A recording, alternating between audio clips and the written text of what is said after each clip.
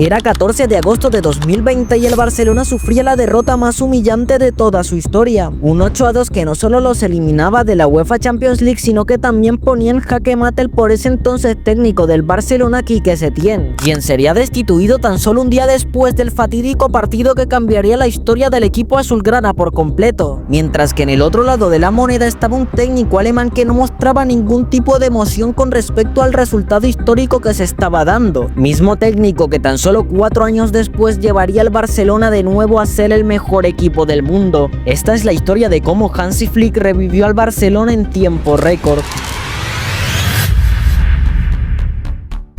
Tras el fatídico 8-2, el Barcelona entraría en un proceso de reconstrucción, dimitiendo tan solo 2 meses después el que por ese entonces era el presidente interino del club, José María Bartomeu, asumiendo por segunda vez el cargo Joan Laporta, quien venía con la promesa de que Messi renovara su contrato con el club, finalmente no siendo así y marchándose un lúgubre 5 de agosto de 2021. Este sería el mayor punto de inflexión de toda la historia del club, y la gota que rebosaría el vaso, dando paso a los 3 años siguientes en el que el equipo demostraría una crisis tanto económica como futbolística, jugando durante 2 años seguidos la Europa League y registrando dolorosas derrotas como aquella contra el Frankfurt. Mientras tanto, Hans-Dieter Flick cerraba su etapa como técnico interino del Bayern Múnich para dirigir a la selección alemana durante el Mundial. Cabe aclarar que el motivo de su despedida como técnico del Bayern Múnich sigue siendo algo desconocido. Sin embargo, muchos medios apuntan a un conflicto con el ese entonces director deportivo del club, Hassan Salih. Paso de pronunciar eso. Pero volviendo a la línea de tiempo, Hansi Flick tendría un paso desastroso por la selección, no solo quedando eliminado en la fase de grupos del Mundial, sino también demostrando un nivel pésimo en los partidos preparatorios para la Eurocopa de 2024, haciendo que se le destituyera del cargo a tan solo 9 meses de empezar esta competición, así dando inicio a uno de los mayores efectos mariposa de toda la historia del fútbol.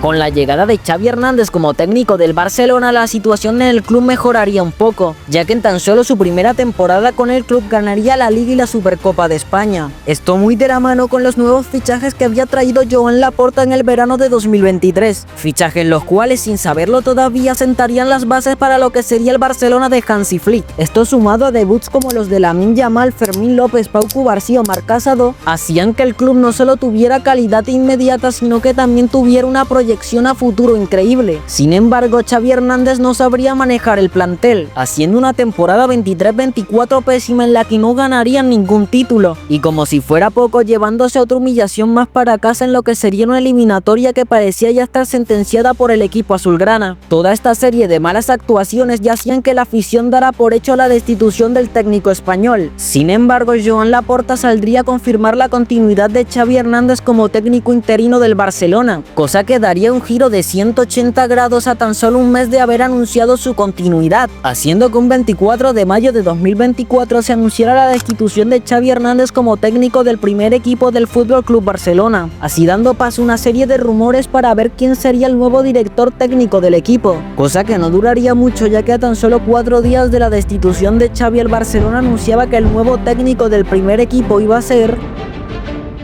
El 29 de mayo de 2024, Hans-Dieter Flick sería anunciado como nuevo director técnico del FC Barcelona, siendo presentado tan solo una semana después y cargando con todas las esperanzas de una afición que esperaba ver aquel equipo que peleaba por la UEFA Champions League año tras año. Y llegaba pisando fuerte, ya que tomaba una decisión que para ese momento parecía inentendible, no contando con Ilkay Gundogan, quien en ese momento era el jugador con mejor rendimiento de todo el equipo, también convenciendo a un Rafinha que estaba al borde de irse a Arabia de que iba a ser una de las piezas fundamentales del esquema táctico, y por último dándole la confianza a jugadores de la cantera como Marc Casado, Marc Bernal o Gerard Martín, quienes en ese momento no habían tenido las oportunidades necesarias en el primer equipo. Sin embargo, no todo iba a ser tan fácil para el técnico alemán, ya que el club tenía muchos jugadores lesionados que eran indispensables para el primer equipo. Casos como los de Araujo, Christensen o De Jong hacían que el técnico alemán tuviera que recurrir a distintos sustitutos, todos. Pero a ver, estamos hablando de Hansi Flick. De repente se sacó de la chistera un Marc Bernal de 17 años que parecía ser la reencarnación de Busquets. Y como si no fuera poco, ponía a un Íñigo Martínez que estaba más cerca de salir del club que de quedarse como referente en la defensa del FC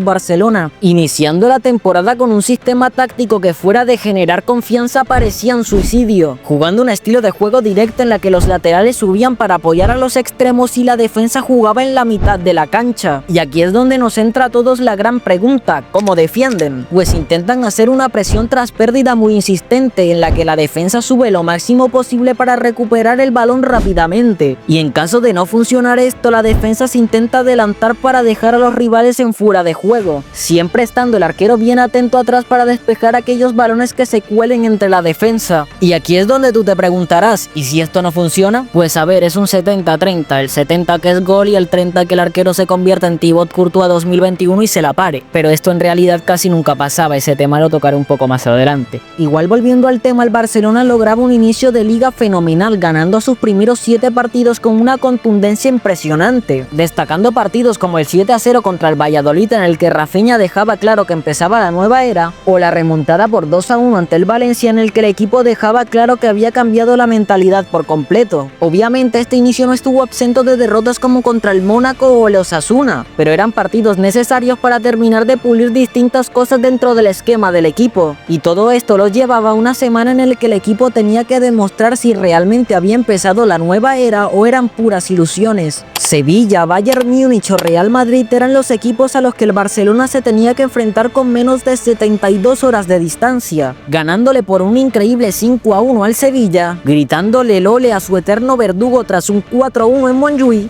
y finalmente llegando al Bernabéu con la sed de confirmar que por fin habían vuelto a ser aquel equipo que era temido por toda Europa, humillando al equipo merengue que tenía que ver cómo Lewandowski les metía un doblete, Lamine Yamal les sentenciaba el partido y Rafinha daba la estocada final para gritar que por fin habían vuelto. Tras dar la confirmación de que por fin habían vuelto a ser uno de los mejores equipos del mundo, teniendo grandes actuaciones en la UEFA Champions League como la remontada del 5-4 contra el Benfica, partidos en los cuales Rafinha demostraba que era el mejor jugador del mundo, y cómo cada decisión que había tomado Hansi Flick había sido perfecta. Sin embargo, sí o sí tenía que llegar la época en la que el Barcelona demostrara todas las carencias del equipo, perdiendo un partido impresionante contra el Atlético de Madrid, en donde se demostró que el gran punto débil del Barcelona era la defensa, comenzando una mala racha en la que perderían la punta y se pondrían a 5 puntos del Real Madrid. Pero fue comenzar 2025 y decirle Flick a los jugadores que ya no quería que la liga fuera divertida y que jugaran en serie. Y boom, remontaron la liga, le metieron 5 al Madrid y todos felices. Iniciando una racha impresionante en donde el Barcelona se convirtió en el único equipo invicto de 2025, llegando a semifinales de UEFA Champions League tras dejar atrás a equipos como el Benfica o el Borussia Dortmund. Por cierto, si eres fan del Barcelona, pasa esta parte, yo desgraciadamente la tengo que narrar. Enfrentándose a un Inter de Milán que por fin parecía un equipo que le podía dar cara al Barcelona.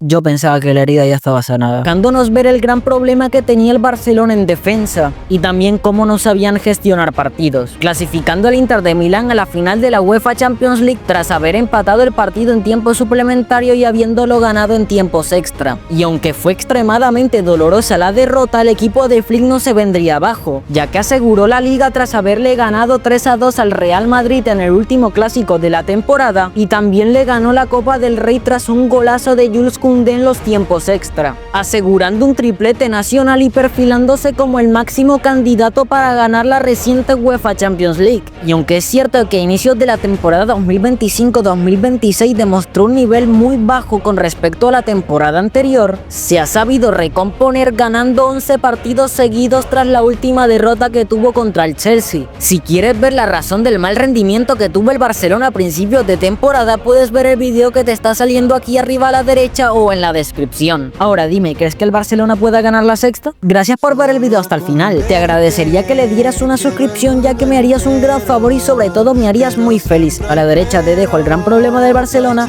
a la izquierda mi nuevo video y en el medio te puedes suscribir. Sin más, yo soy Difo y nos vemos hasta la próxima.